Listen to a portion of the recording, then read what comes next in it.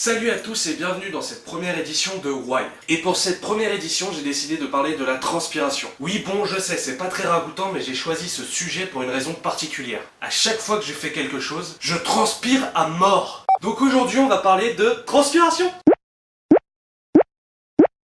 Au départ, vous devez savoir que la sueur est produite par les glandes sudoripares. Le corps en possède entre 2 et 4 millions répartis sur toute la surface de la peau. Oui, ça fait beaucoup. Ces glandes permettent au corps d'évacuer l'excès de chaleur pour éviter que celui-ci ne dépasse pas les 37 degrés Celsius en produisant de la sueur. Sur le même principe, nous avons le liquide de refroidissement qui évite une surchauffe du moteur en régularisant sa température. 1 litre. On produit en moyenne 1 litre de sueur par jour.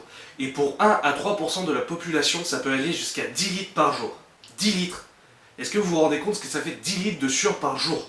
Limite le mec il enlève ses chaussures et ses chaussettes et il peut faire Brian Joubert sur son carrelage.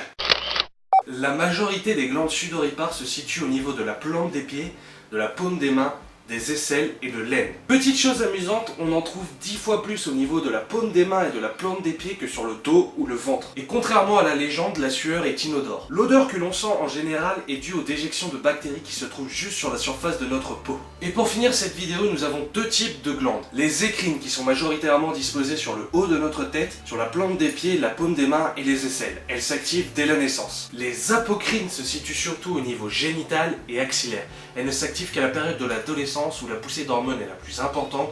Nous avons nos boutons sur notre figure et où Clara Morgan est notre meilleure amie. Si ce premier why t'a plu, dis-le moi dans les commentaires, partage la vidéo et abonne-toi!